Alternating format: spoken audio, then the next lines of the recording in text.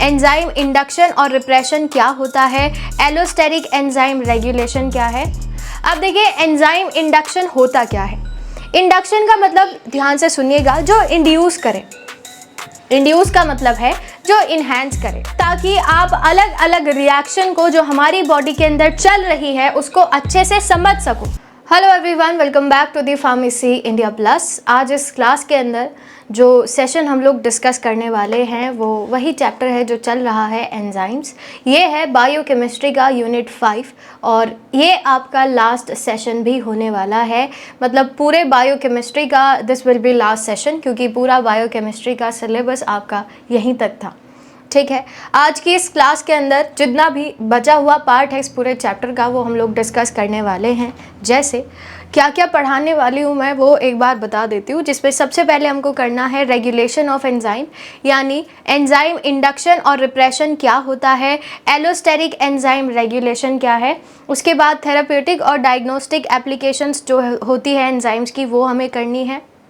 And इसी के साथ ही साथ जो को एंजाइम्स होते हैं इसके बारे में थोड़ी सी चीज़ें डिस्कस करनी है।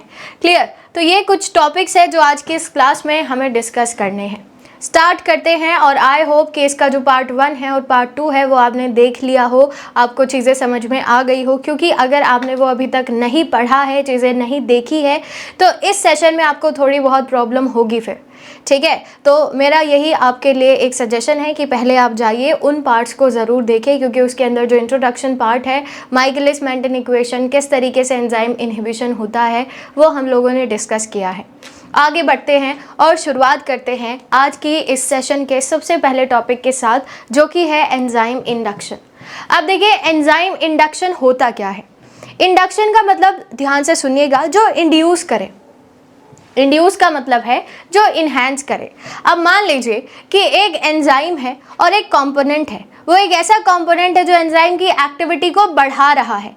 तो एंजाइम के लिए वो जो कंपोनेंट है वो एक तरीके से इंड्यूसर की तरह काम कर रहा है, जो उसके काम को बढ़ावा दे, इन्हेंस करे। क्लियर? यही होता है बेसिक सी चीज़ जो एंजाइम इंड्यूसर होता है। A process in which a molecule, कुछ भी हो सकता है वो ड्रग वगैरह, induces the expression of an enzyme. यानी आप अगर मैं यहाँ पर आपके लिए एक छोटी सी लाइन लिखूँ, एंजाइम है और ये एक कोई भी कंपोनेंट है। ठीक है, अगर ये कंपोनेंट इसकी एक्टिविटी को इंक्रीज करे, क्लियर, तो ये इसके लिए इंड्यूसर की तरह काम करेगा। क्लियर? ये इसका एंजाइम इंड्यूसर है, इसी को हम कहते हैं एंजाइम इंडक्शन। क्लियर? ये अलग अलग तरीके से होता है और अलग अलग कंपोनेंट की हेल्प से किया जाता है। An enzyme inducer is a type of drug which binds to an enzyme and increases its metabolic activity. What is metabolic activity? यानी कि जो उसकी कैटालिटिक एक्टिविटी है, किसी भी रिएक्शन की रेट को बढ़ाना और कम करना। ठीक है, उसी को ही ये इंक्रीज करता है, उसी को ही बढ़ावा देता है। मान लो तुम हो और तुम्हारे काम को कोई बढ़ावा दे, ठीक है, कुछ भी काम करके आपके काम को, आपके जो भी आपकी एक्टिविटी है उसको अगर इन्हेंस करे, इंक्रीज करे, तो वो आपके लिए एक तरीके से इंड्यूसर की तरह काम करेगा। इसी प्रोसेस को हम एंजाइम इंडक्शन कहते हैं। Regulated by exposure to drugs and environmental chemicals leading to increased rate of metabolism, जैसे कि लैक ऑपरॉन। ठीक है, enzyme that are susceptible to induction are said to be inducible. अब अगर इंडक्शन की वजह से एंजाइम अपनी एक्टिविटी इंक्रीज कर पा रहा है तो उस एंजाइम को हम इंड्यूसिबल एंजाइम कहेंगे, क्योंकि वो हो पा रहा है ना। अब देखो, मान लो मेरे पास एक एंजाइम ये है, ठीक है, और दूसरा एंजाइम ये है। अब एक कंपोनेंट है जो दोनों के लिए काम कर रहा है। ठीक है, ये मान लो मेरे पास इंड्यूसर है और ये दोनों के लिए काम कर रहा है, इसके लिए भी और इसके लिए भी। अब इसमें क्या हुआ, अगर इसने एंजाइम 1 की एक्टिविटी इंक्रीज करना चाही लेकिन इसने नहीं करी, कोई चेंज नहीं दिखाए, तो ये नॉन इंड्यूसिबल है, इस पर इसका असर नहीं होगा। लेकिन एंजाइम 2 पर जब इसने काम किया तो इसने अपना जो एक्टिविटी है वो इन्हेंस करी, ठीक है, अपनी एक्टिविटी बढ़ाई, तो इसीलिए हम इसको कहेंगे कि ये एक प्रकार से इंड्यूसिबल एंजाइम है। ठीक है, ये छोटी सी कहानी होती है आपके inducer. Enzyme kick into production when needed remain dormant. Otherwise, enzyme induction can increase the metabolic clearance of the concomitantly administered drug registered in resulting in reduced efficacy which may comprise the therapeutic effectiveness of a drug। तो यही सारी चीज़ें यहाँ पर लिखी हुई है। Clear.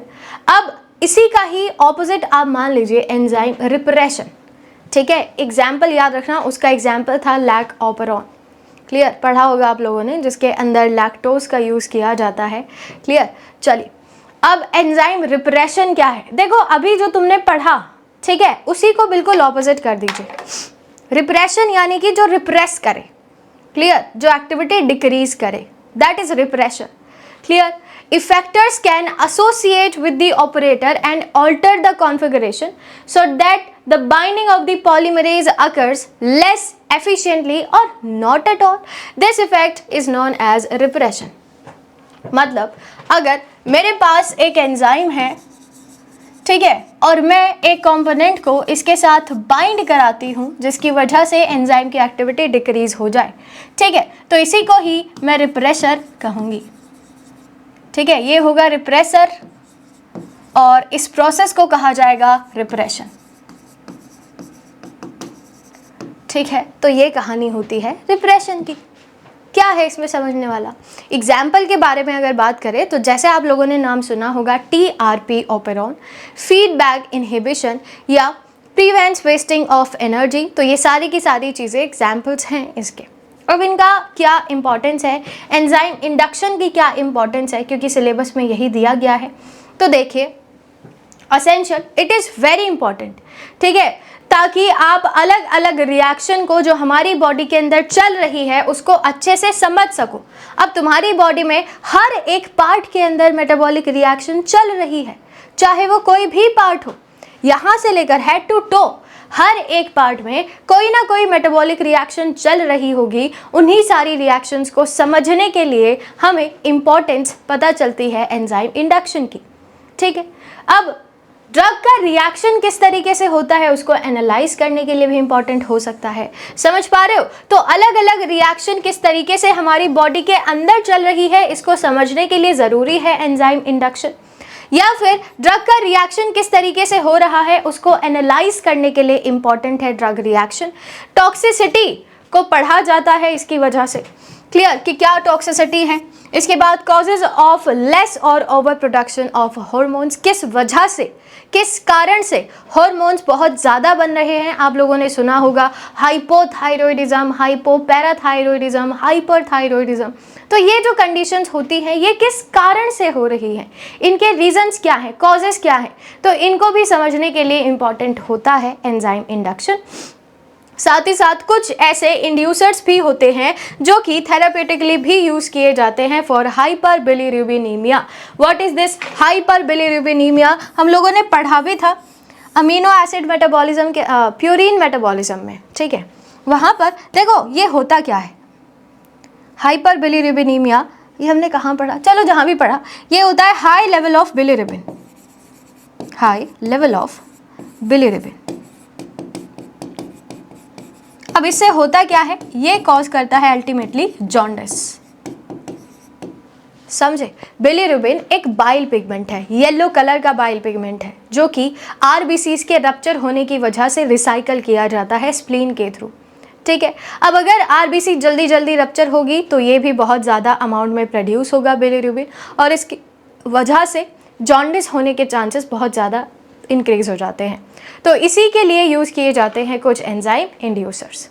चलिए, some inducers stimulate the conversion of drugs into more polar metabolites.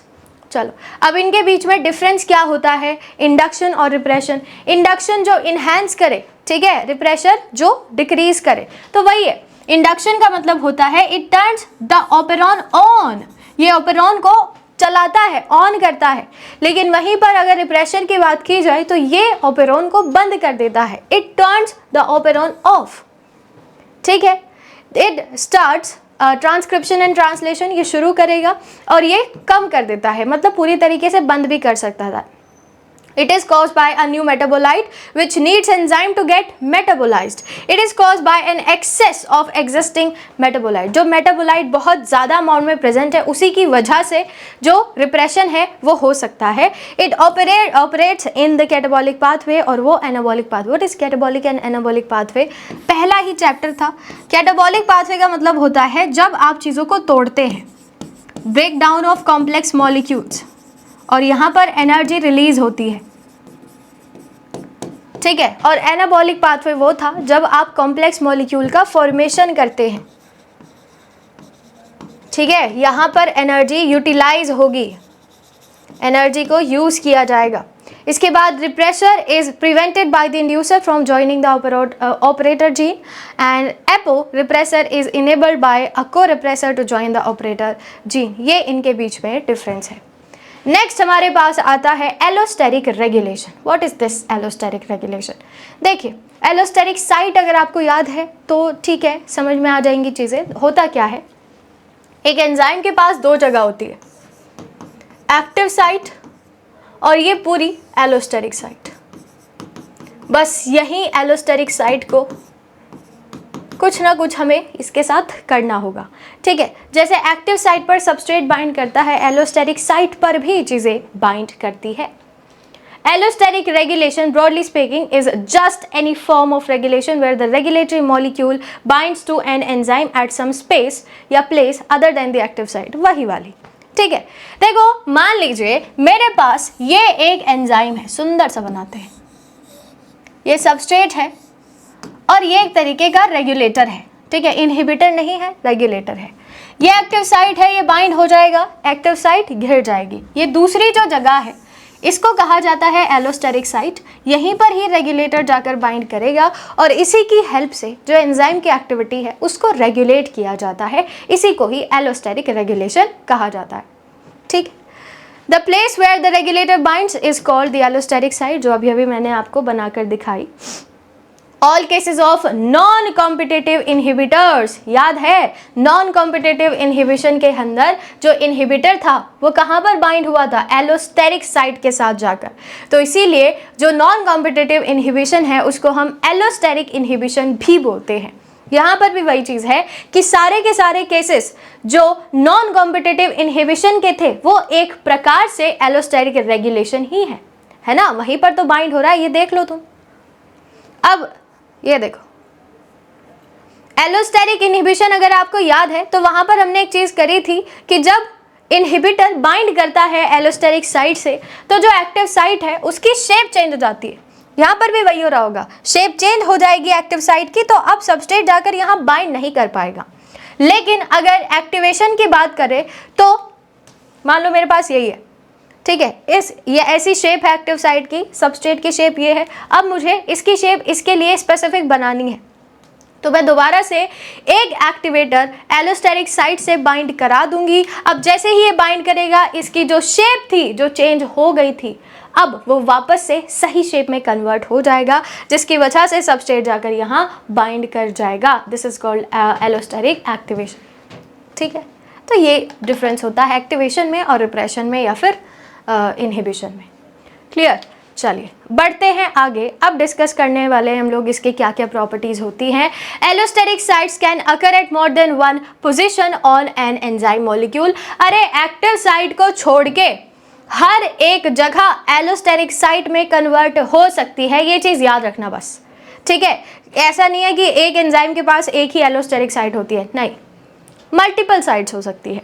इसके बाद they can respond to multiple conditions which impact how they react biologically, है ना. An effector is a binding molecule which can be both inhibitory और activating, जो कि मैंने आपको अभी अभी दिखाया डायग्राम में. जब वो इनहिबिट कर रहा है बाइंडिंग को तो वो इनहिबिटरी मॉलिक्यूल की तरह काम करेगा. जब वो बाइंडिंग करा रहा है तो वो एक एक्टिवेशन मॉलिक्यूल की तरह काम करेगा. By binding an effector molecule to an enzyme, the enzyme's conformation is altered. Diagram में आपने देखा, enzyme that are activated increases their activity while enzymes that are inhibited decreases their activity after they are bound. Clear? ये difference होता है activation में और repression में. I hope आपको अब ये तीनों पॉइंट क्लियर हो गए होंगे क्योंकि बहुत ही ज़्यादा इंपॉर्टेंट है ये. ठीक है. Using substrate and effector molecules as example allosteric regulation. ये दो पार्ट्स में डिवाइड हो सकता है, पहला होमोट्रॉपिक और दूसरा होता है हेट्रोट्रॉपिक। इनके बीच में डिफरेंस क्या है, ध्यान से सुनना। देखो, अगर होमो का मतलब होता है सेम, ठीक है, तो देखो होमोटॉपिक रेगुलेशन में एक ऐसा मेजर कंपोनेंट इस प्रोसेस का is the activation of enzyme also known as cooperativity, ठीक है, जिसको आप लोग कोऑपरेटिविटी भी कहते हैं। जैसे कि ऑक्सीजन जब हीमोग्लोबिन के साथ बाइंड करता है और क्या बनाता है, ऑक्सी हीमोग्लोबिन, तो इसको हम कहते हैं होमोटॉपिक रेगुलेशन। लेकिन वहीं पर अगर बात की जाए हेट्रोट्रॉपिक की, तो जो सबस्ट्रेट है is not the same as the effector. Substrate अलग होगा, यहाँ पर इफेक्टर अलग होगा। Homo means same, hetero means different, ठीक है, यही मेरा आपको बताने का मतलब है। होमो का मतलब होता है सेम, याद रखना, और हेट्रो मीन्स डिफरेंट, या बस डिफरेंट याद रखो, क्लियर। तो यहाँ पर जो सबस्ट्रेट है वो इफेक्टर से अलग होता है। एक्टिवेटर्स और inhibitors of the enzyme can be used, example CO2 binding to haemoglobin to form carb amino haemoglobin,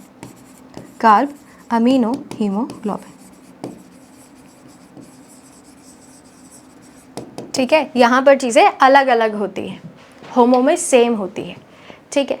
तो ये है दो तरीके का homo and heterotropic regulation. The two types of allosteric regulation are inhibition and activation based on the action of the regulator। अगर वो काम को बढ़ा रहा है, शेप चेंज नहीं कर रहा है, तो वो एक्टिवेशन की तरह काम करेगा। अगर वो शेप चेंज कर दे रहा है तो वो इनहिबिटर की तरह काम करेगा। Simple. Allosteric inhibition, allosteric activation, जो डायग्राम मैंने आपको अभी अभी बनाकर दिखाया था। If a protein complex of an enzyme is bound to the inhibitor, the enzyme's activity decreases, तो इसको हम क्या कहेंगे, इनहिबिशन। और अगर activator binds to the active site and increases their function, अगर वो इंक्रीज कर रहे हैं उनके फंक्शन को, तो उसी को ही हम एक्टिवेशन कहेंगे, ठीक है। ये होती है छोटी सी बात आपके एक्टिवेशन की और इनहिबिशन की, क्लियर। अब बढ़ते हैं आगे हमारे नेक्स्ट टॉपिक की तरफ, थेरापेटिक यूजेस ऑफ एंजाइम, ठीक है। क्या क्या थेरापेटिक यूजेस होते हैं एंजाइम के, अब ध्यान से सुनिएगा। देखिए, अगर बात की जाए थेरापेटिक यूजेस की, तो इसके अंदर आता है पहला क्लिनिकल यूजेस। अब क्लिनिकल यूजेस के अंदर कुछ एग्जांपल्स मैं आपको बताने वाली हूँ, जैसे है स्ट्रेप्टोकाइनेज। स्ट्रेप्टोकाइनेज यूज किया जाता है थ्रोम्बोसिस में, ठीक है, जो कि एक प्रकार का ब्लड क्लॉट है। दूसरा हमारे पास है एस्पार्जिनेज, जो कि यूज किया जाता है ट्यूमर में, ठीक है। ये सारे थेरापेटिक यूजेस हैं इसके। फिर है यूरोकाइनेज, जो कार्डियक डिसीजेस के अंदर यूज किया जाता है। पेप्सिन ए क्लोरहाइड्रिया, एक ऐसी कंडीशन जब आपकी बॉडी के अंदर HCl नहीं बन पाता है, ठीक है, डेफिशिएंसी ऑफ HCl, तब यूज किया जाता है पेप्सिन, ठीक है। फिर है लाइसो एंजाइम, जो यूज किया जाता है आई इन्फेक्शंस पे। इसके बाद नेक्स्ट इज गैलेक्टोसाइडेज, जिसका इस्तेमाल लैक्टोज इंटॉलरेंस के लिए किया जाता है, जब मिल्क शुगर डाइजेस्ट नहीं हो पाती हैं, तब यूज किया जाएगा गैलेक्टोसाइडेज। और दूसरा है डायग्नोस्टिक एलिमेंट, जिसके अंदर आपको अलग अलग चीज़ें पढ़नी है। पहला हमारे पास है ट्रांस अमीनेज या अमीनो ट्रांसफरेज। क्या आप इसका फंक्शन जानते हैं? आपको पता है ट्रांस अमीनेज या अमीनो ट्रांसफरेज एक ऐसा एंजाइम होता है जो कि ट्रांस अमीनेशन रिएक्शन के अंदर मेनली यूज किया जाएगा। एक ऐसी रिएक्शन जिसके अंदर आप असेंशियल से नॉन असेंशियल अमीनो एसिड्स बनाते हैं, ठीक है, अमीनो ग्रुप को ट्रांसफर करके। याद आ रहा होगा, अमीनो एसिड मेटाबॉलिज्म में पढ़ा है, क्लियर। तो ये जो एंजाइम है एस्पार्टेट अमीनो ट्रांसफरेज यानी AST, ये आप लोगों ने सुना होगा, AST, ALT, ये कुछ ऐसे एंजाइम होते हैं जो कि सिलेक्टिव मार्कर की तरह काम करेंगे लिवर डिसीजेस के लिए, ठीक है। लिवर फंक्शन टेस्ट के अंदर हम लोग इनको पढ़ते हैं। Aspartate amino transferase increases and plasma alanine amino transferase यानी AST एंड ALT। ये ऐसे एंजाइम हैं जो लिवर डिसीजेस के अंदर as an integrative marker use किए जाते हैं, ठीक है। अगर लिवर डिसीज होगा तो ऑब्वियस सी बात है कि जो इनका लेवल है वो नॉर्मल से ज़्यादा हो जाएगा, तो हमें पता चल जाएगा कि लिवर में किसी प्रकार की बीमारी है। ठीक है, इसके साथ ही as AST concentration in the heart muscle is relatively high after myocardial infarction, myocardial infarction यानी heart attack, AST level increases. ठीक है, तो इसी तरीके से बायोमार्कर की तरह ये यूज होते हैं। In muscular dystrophy and dermatomyositis AST activity levels are elevated. हर जगह कोई भी कंडीशन अगर हो AST और ALT का लेवल आपको इंक्रीज दिखेगा। ठीक है, नॉर्मल में नॉर्मल ही रहेगा, लेकिन बीमारियों में ये इंक्रीज कर जाते हैं। Alcohol consumption or the consumption of various drugs like salicylates, ampicillin etc. are associated with moderate increase in AST and ALT। ठीक है, ये पहला यूज था।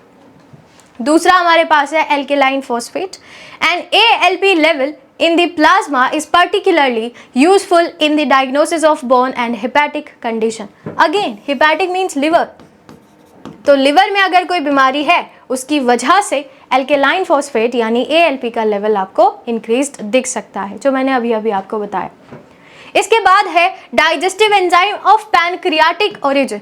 पैनक्रियाटिक ओरिजिन यानी पैनक्रियाज से जो डाइजेस्टिव एंजाइम रिलीज होते हैं, जैसे trypsinogen, chymotrypsinogen, procarboxypeptidase, amylase, lipase, nucleus, ये सारे एंजाइम्स हैं जो कि पैनक्रियाज से रिलीज होते हैं। ठीक है, अब इसमें एक और आता है GGT यानी gamma glutamyl transferase, gamma glutamyl transferase.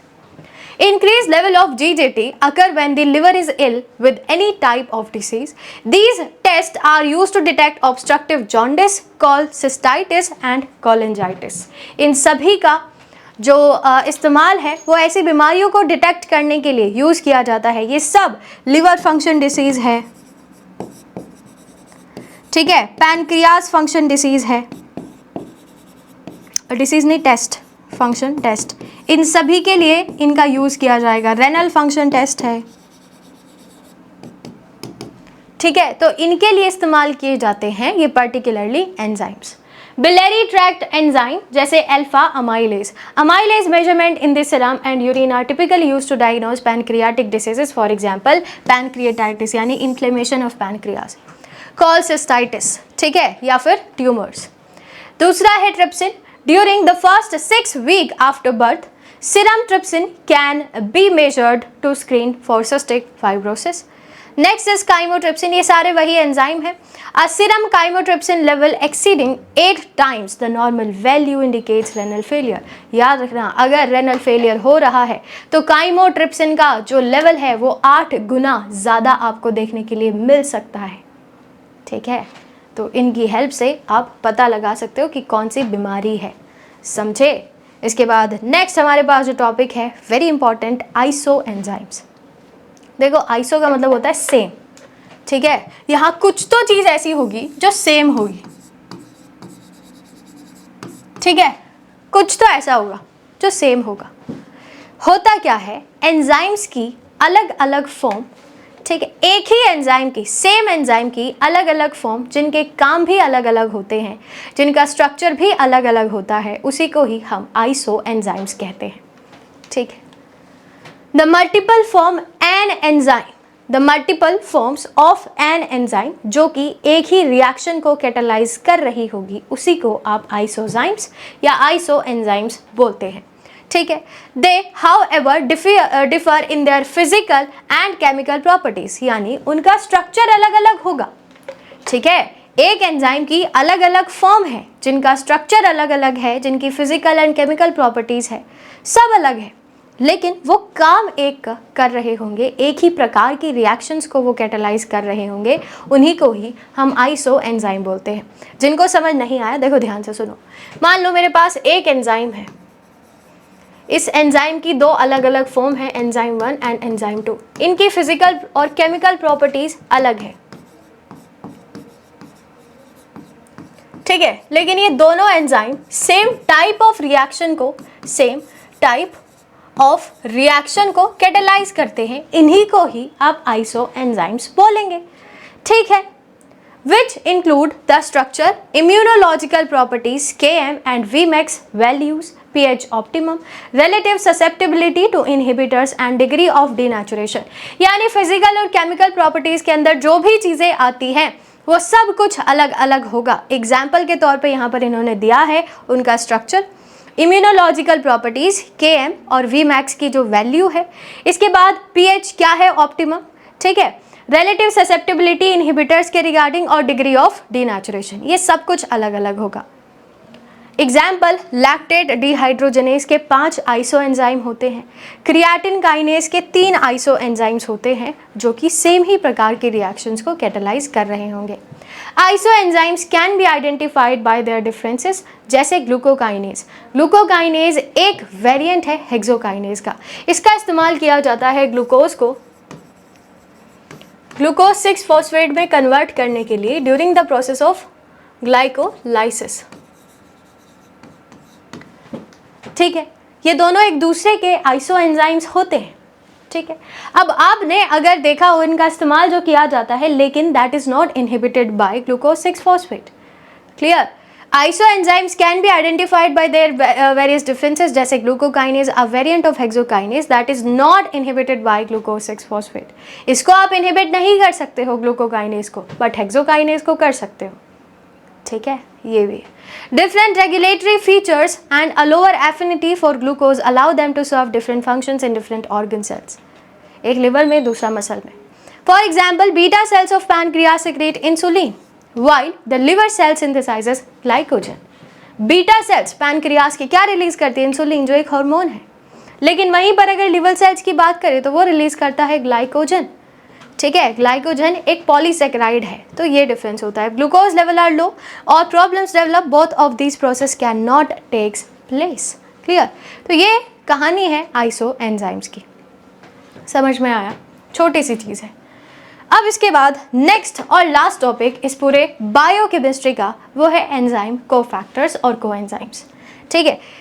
आपके सिलेबस में जो दिया है वो है एंजाइम कोएंजाइम्स, ठीक है। तो हम ये लोग अब डिस्कस करने वाले हैं कि कोएंजाइम्स क्या होते हैं।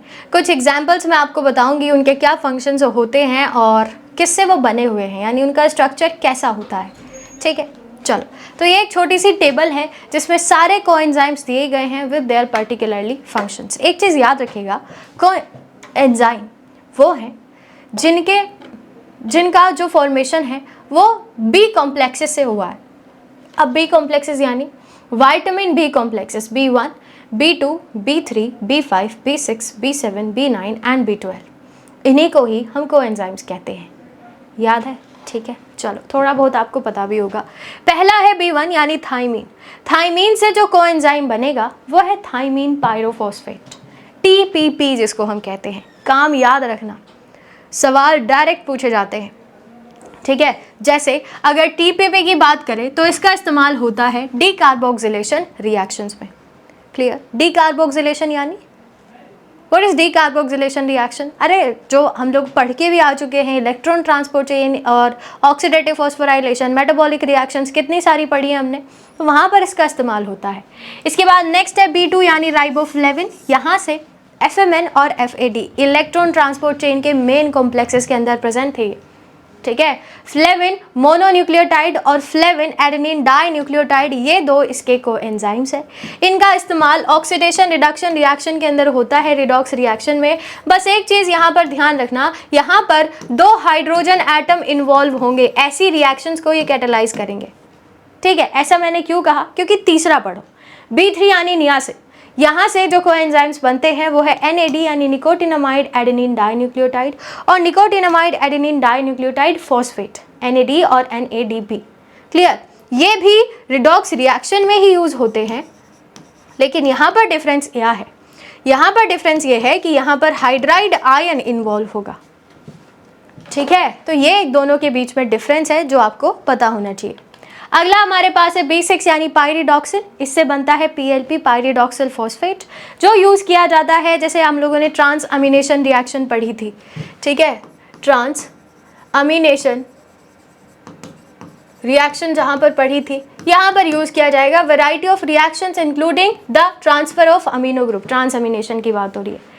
Next is B12 cyanocobalamin. अच्छा, यहाँ पर एक चीज़ याद रखिएगा, कहीं भी मिथाइल का आपको रीअरेंजमेंट कराना हो, ट्रांसफ़र करना हो, ठीक है, मिथाइल नाम कहीं भी आएगा, उसके लिए साइनोकोबालामीन ही यूज़ होगा एज अ कोएंजाइम, ठीक ठीक है, और इसका कोएंजाइम होता है मिथाइल कोबालामीन, वही, या फिर deoxy adenosyl cobalamin. Clear? Intramolecular rearrangement reactions में। अगला है बायोटिन विटामिन B7, जिससे बायोटिन ही बनेगा, जिसका दूसरा नाम बायोसाइटिन भी होता है। आप बायोटिन बुलाइए, बायोसाइटिन बुलाइए, एक ही चीज़ है, ठीक है। कार्बोक्सिलेशन रिएक्शन के अंदर ये यूज़ होगा, तो डी कार्बोक्सिलेशन के अंदर थाइमीन और कार्बोक्सिलेशन के अंदर B7, ठीक है। Folic acid vitamin B9 tetrahydrofolate FH4 carrier of 1 carbon unit जैसे कि फॉर्मिल ग्रुप, ऐसी रिएक्शन के अंदर ये यूज़ होगा। एंड नेक्स्ट और लास्ट है पेंटोथेनिक एसिड, जिससे बनता है आपका कोएंजाइम A। ये तो आपने पता नहीं कहाँ कहाँ सुना होगा, ठीक है। कोएंजाइम A जो असाइल ग्रुप को कैरी करने के लिए रिस्पॉन्सिबल होता है, ठीक है, और इससे कोई नहीं बनेगा, एस्कॉर्बिक एसिड से कोई कोएंजाइम नहीं बनता है, ठीक है। तो ये आपके पास थे कुछ कोएंजाइम्स। क्लियर? आई होप कि अब आपको सारे कोएंजाइम अच्छे से क्लियर हो गए होंगे, ठीक है। इसके अलावा अब कुछ ऐसे कोएंजाइम्स भी मैं आपको कराने वाली हूँ जो नॉन वाइटामिन कॉम्प्लेक्सेस से बने हुए हैं, जैसे कि ATP एडिनोसिन ट्राइफॉस्फेट। आपको पता है इसका फंक्शन क्या है? ये फॉस्फेट एडिनोसिन को डोनेट करता है एंड एडिनोसिन मोनोफॉस्फेट को भी डोनेट करने के लिए रिस्पॉन्सिबल है। CDP सिटिरिन डाइफॉस्फेट, इनका फॉर्मेशन कैसे होता है पढ़ चुके हैं हम, ठीक है। प्यूरिन के फॉर्मेशन में ये सारी चीज़ें मैं करा चुकी हूँ। Required in phospholipid synthesis as carrier of choline and ethanocholine. Uridine diphosphate UDP, जब आप ग्लाइकोजन का फॉर्मेशन करते हैं तब यूज़ होता है UDP, ठीक है। UDP यूज़ किया जाता है carrier of monosaccharide required for glycogen synthesis. S adenosyl methionine यानी सैम, यहाँ पर CH3 इज मिथाइल, ठीक है, तो इसको डोनेट करने के लिए यूज़ होता है ये। एंड नेक्स्ट इज पैप्स यानी फॉस्फो एडिनोसिन फॉस्फो सल्फेट यानी पैप्स, इसका यूज़ होता है सल्फेट को डोनेट करने के लिए for the formation of mucopolysaccharide. Clear? तो ये थी कहानी आपके इस पूरे चैप्टर की, और आई होप यहाँ तक आपको अब कोई डाउट नहीं होगा, अब कोई सवाल नहीं होगा पूरे बायोकेमिस्ट्री से। लेकिन अगर आपका कोई भी डाउट, कोई भी प्रॉब्लम होती है तो आप मेरे से पूछ सकते हैं कमेंट सेक्शन में। क्लियर? अब मिलेंगे हम लोग अगली क्लास के अंदर ऐसे ही कुछ इम्पॉर्टेंट क्वेश्चंस के साथ, क्योंकि अब इससे रिलेटेड क्या क्या इम्पॉर्टेंट क्वेश्चंस बन सकते हैं वो भी मुझे कराने हैं। तो मिलेंगे फिर अगले वीडियो में, तब तक के लिए stay tuned with pharmacy India plus. Thank you.